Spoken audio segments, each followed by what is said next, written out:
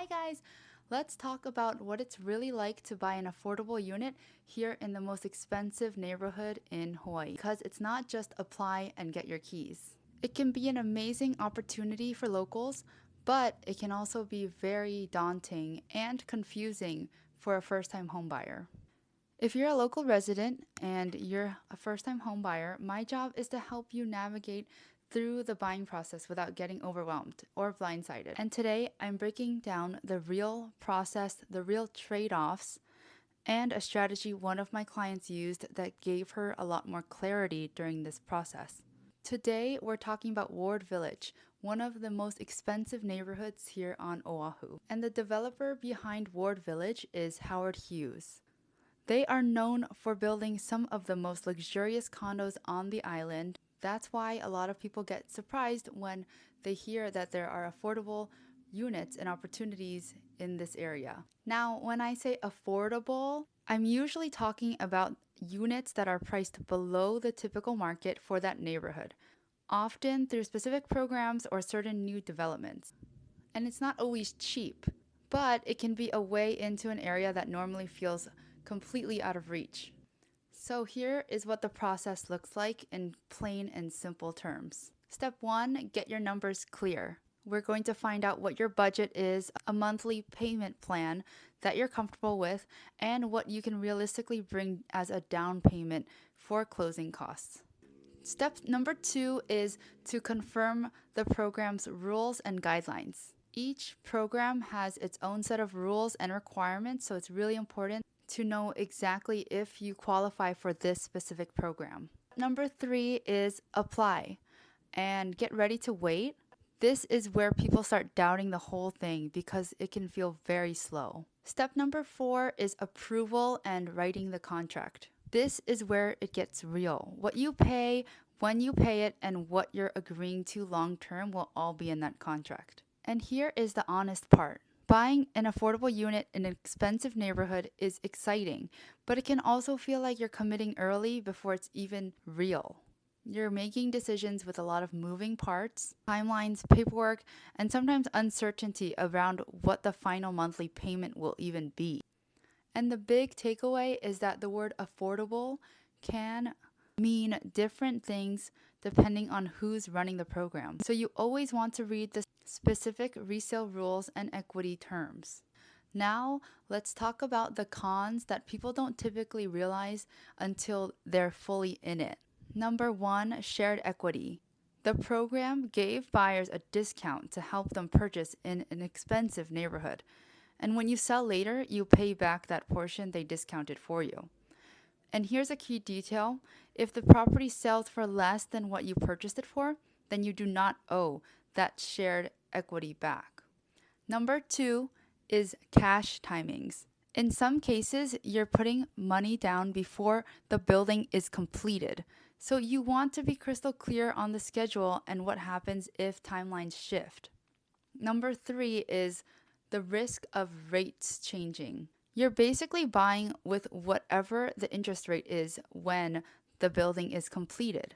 So if rates change between now, when you contracted, and when it completes, then your monthly payment can look very different than what you had imagined before. This is a big point that you don't want to miss since there is no financing contingencies typically with these new developments.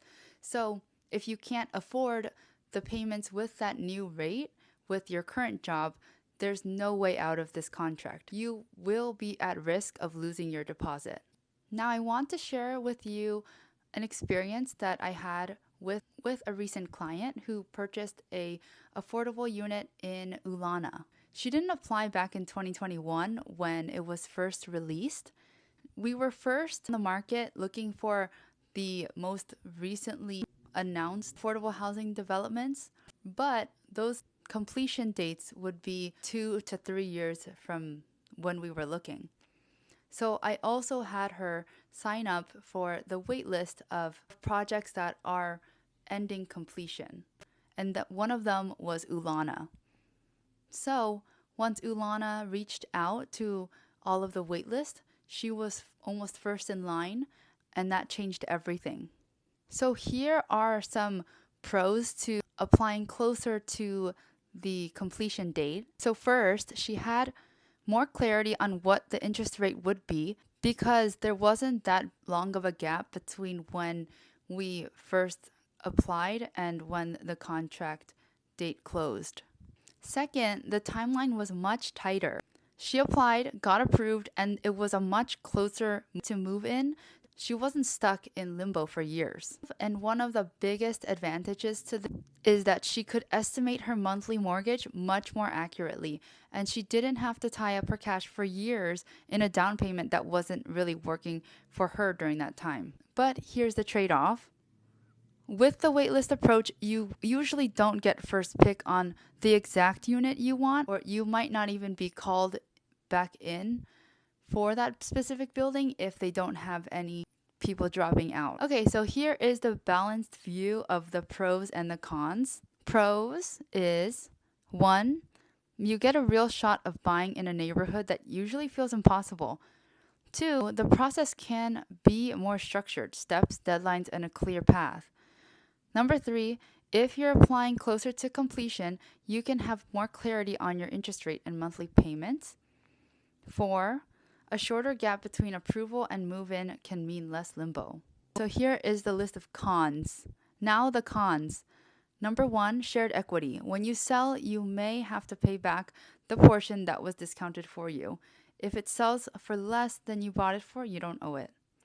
Number 2, you may put money down before the building is completed. Number 3, you're locked into buying at whatever the interest rate is when the building is completed. Number 4, if you come in through the waitlist, you may not get first pick of what you want. If you're a local first-time homebuyer and you're trying to get into one of these neighborhoods, comment affordable. We do have new developments for the affordable housing program coming out right now, and if you want more information, just comment affordable. In the later videos, I will talk more about other projects and any questions that you guys might think of. So please comment below. Bye!